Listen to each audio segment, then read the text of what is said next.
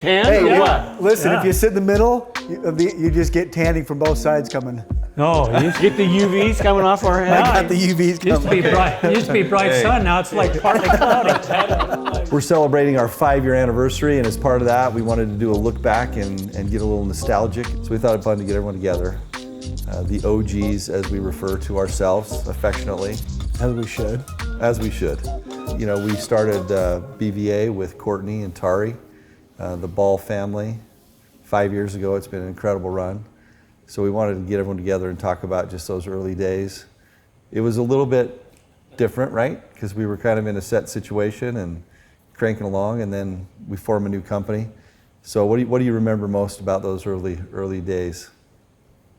I just remember the, just kind of almost scary, right? Like we're leaving something that was comfortable, and all of a sudden now we're working off card tables, working out of temporary space, not knowing what the future is. And probably that's what drove all of us, all 5 of us, to make what BVA is now.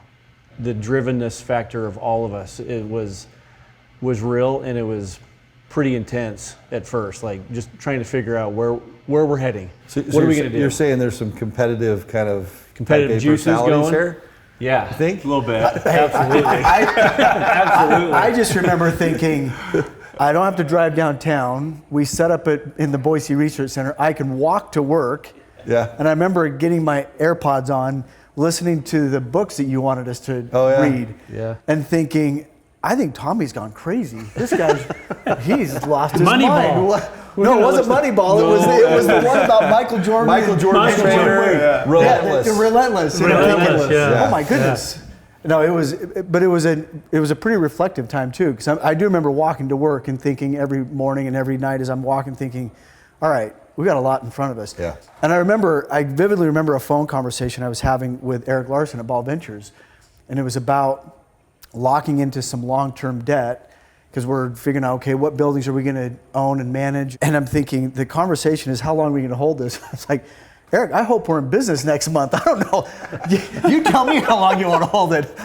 I hope we're around in a month. It was a pretty interesting time. Yeah. I remember a very distinct conversation I had with my wife, Katie. This all happened very quickly, obviously, right? I remember we talked. It was discussed, and then the next day or 2 days later, we had our offices cleared out at our prior Gardner company, but I remember a conversation with Katie, basically the same day this was discussed. I said, Katie, I'm leaving. I'm leaving Gardner company. She's like, what are you talking about? She's like, where are you going? I said, well. She's like, where are you going? What's the company? I said, well, the company doesn't have a name yet. We don't know. She said, well, you started asking me all these questions, all of which I had no real answer. And she said, well, who's going to the company? Who's at the company? I said, well, it's, Tommy, Senior, Mark, Ryan, and me. And she's like, oh, okay. That was it. Got it. Yeah. Makes sense.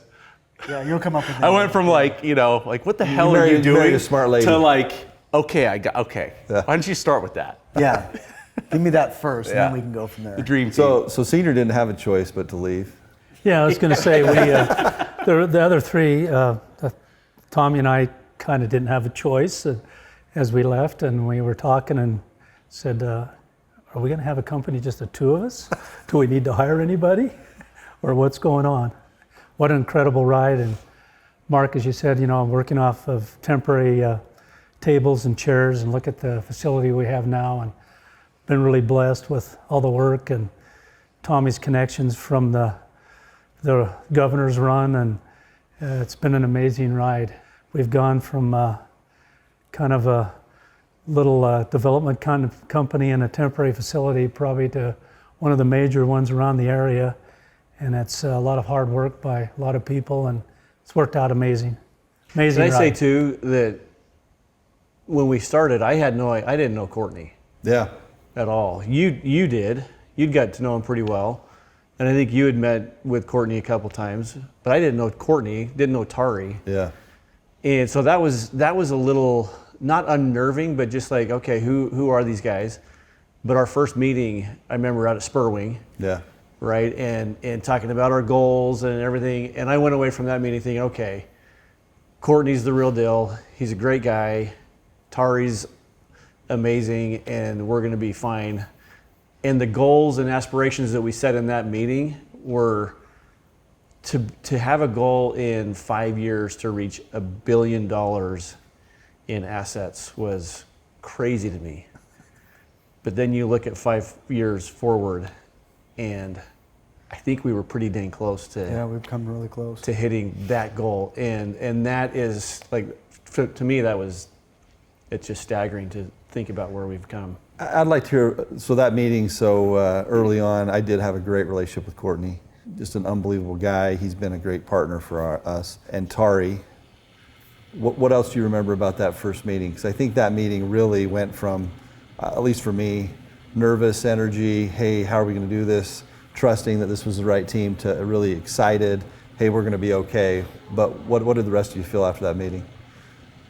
Well, after the meeting or looking back 5 years from that meeting? Both. A little bit of both for me, because at the meeting, it was like, okay, we've got an action plan now. We've got goals, we've got a team, and we can go accomplish what we're going to accomplish. And we'll have to work hard to do it, but we can do this. That's what I felt like coming out of it, similar to what Mark is saying. Looking back 5 years later, with what the market has done, I'm like, man, I wish we wouldn't have pigeonholed us into office, medical office. We should have been we should have done multifamily, for crying out loud. Because there were certainly some early opportunities, but we thought, no, we need to stay really focused. And it's been good to have that focus. Yeah. This is truly who we are and what we do best, and not try to be everything to everybody, but have that focus. So I think that was a really good takeaway for me, was to know this is who we're going to be. And it defined us in that moment. But I just look back and think, man, there was other money to be made in other areas, and we didn't have to be that, and it's fine. One other thing I was going to ask you, I remember, you guys might not remember this, but for me, because you guys had to leave something very stable and come over, and we didn't know what we were going to do.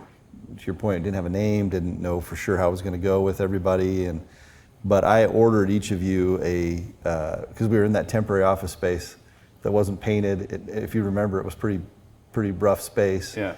But I ordered each of you a canvas, a big canvas to put on the wall, and I wrote everyone a letter. Yeah. And I remember driving over and sneaking into the building late at night and leaving it on your desk the next morning. Because for me, in my life, it was one of those times where, hey, I know I'm with the right guys. I know we're going to be okay, but a lot of uncertainty. And then the only other thing I wanted you to comment on maybe is we took an early trip to start looking for deals.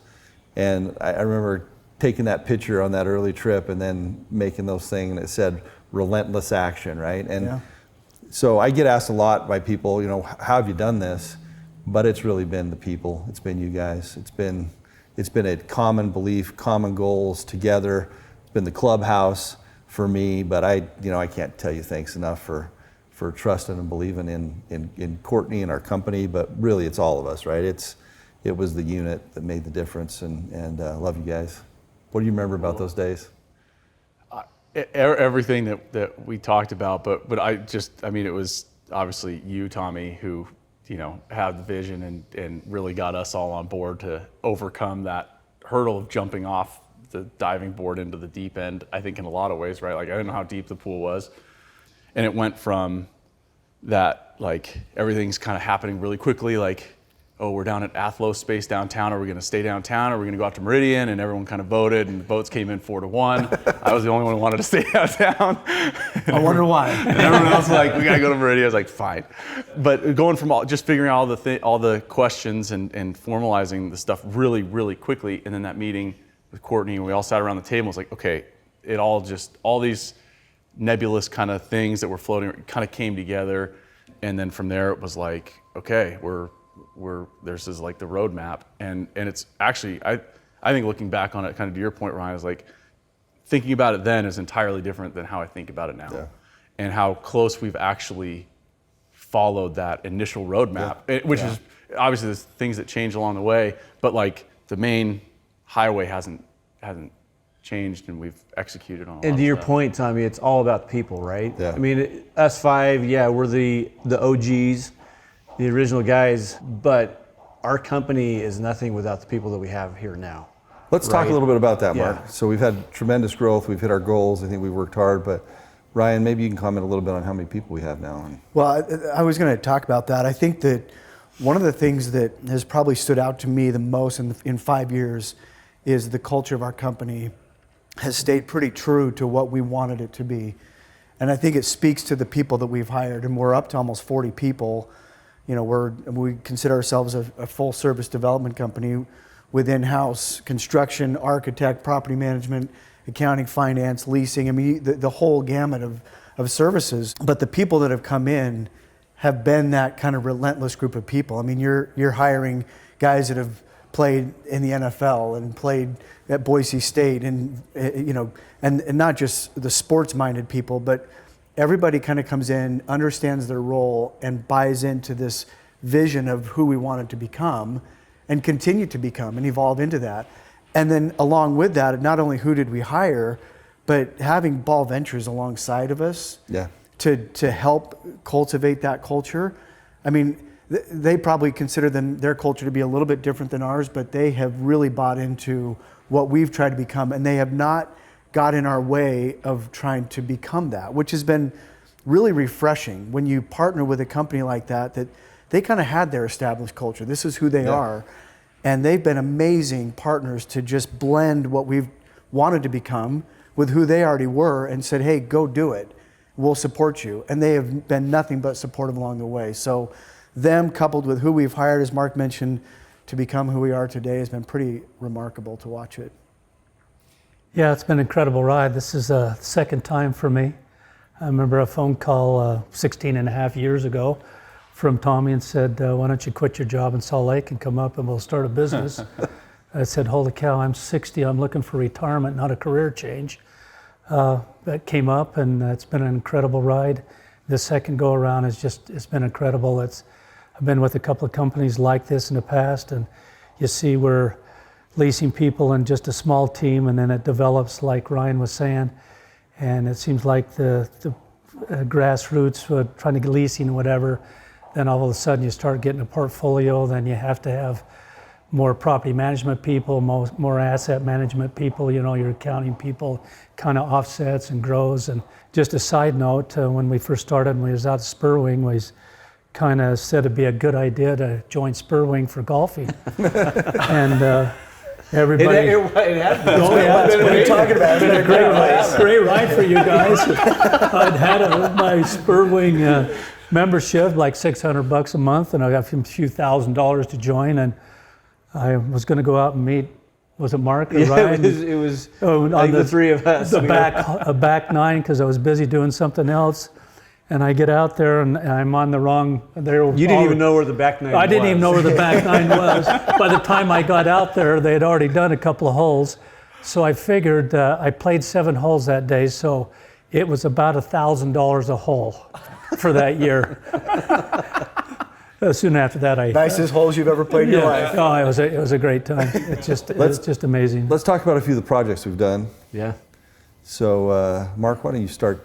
Tell us a little Yeah, bit I about... think when we started BVA 5 years ago, I think our big one was 10 Mile Crossing, right? We were just kind of getting started. Maribel had not moved in yet, but the building was under construction. Paylocity, we had signed a deal with them and getting ready to start construction on that building. And fast forward 5 years there, there's on the office side, there's nothing left out there. And we're filling the last few spaces up, and we'll be 95, 96% leased here in the next few weeks. That was what helped get us started, right?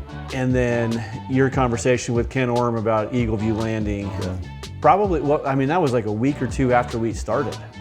Early on. It was early on. I remember sitting in the office where we were at with those cardboard, or the card tables, and you coming in saying, guys, I got our next project. And we're like, what? I mean, that was like almost a dream come true, right? Because you would chase this for years and years. We looked at it many times. First go around, we chased it. Yeah. Yeah.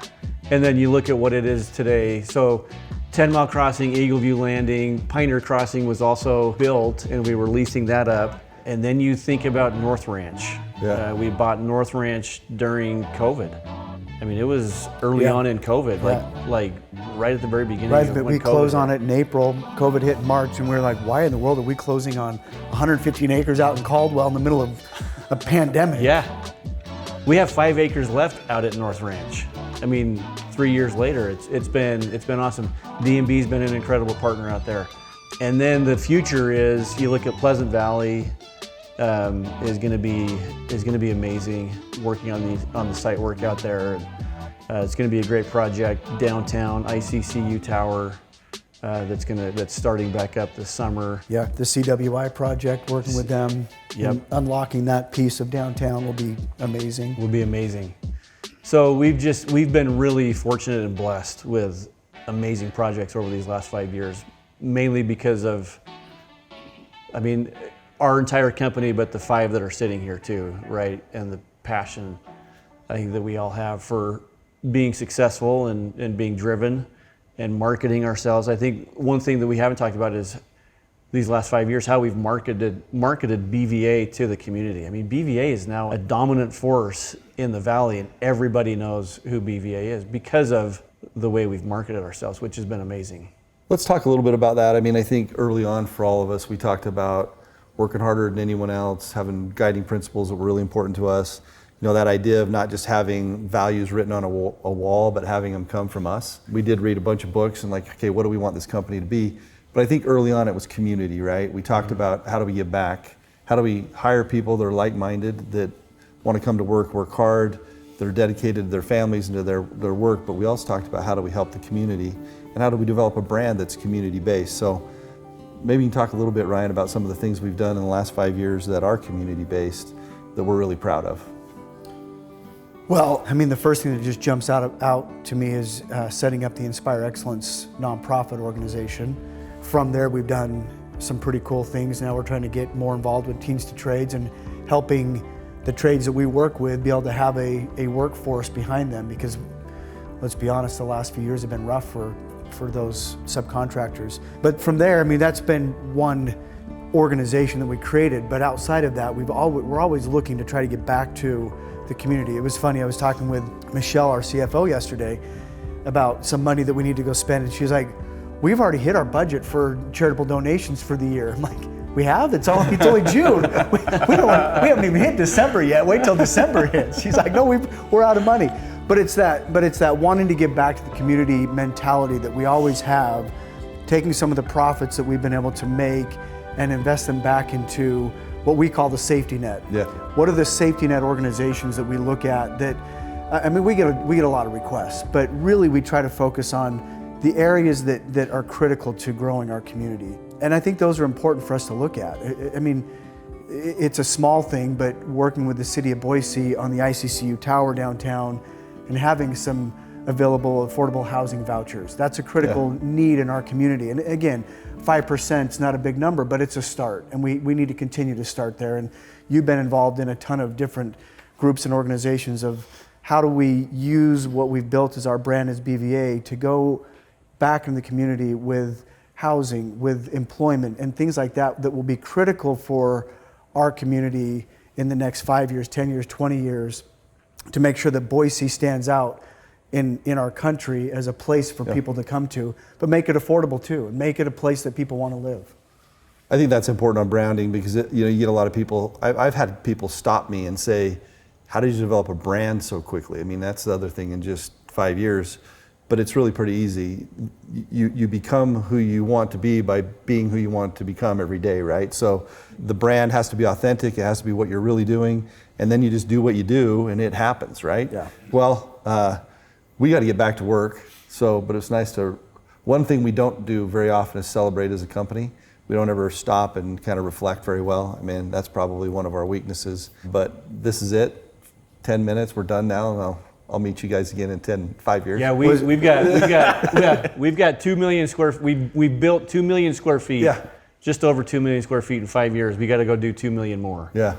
Right in the next 5 years. I mean, you look about like our pathway, like what the future holds for BVA, and I don't think there's any end in sight for us, right? I mean, Boise as a whole is a healthy city, and I think there's going to be some ups and downs, but I think all 5 of us are pretty passionate about where we live and this valley, the Treasure Valley, and it's amazing that we have done over 2 million square feet, and we've got a lot more to do, and so.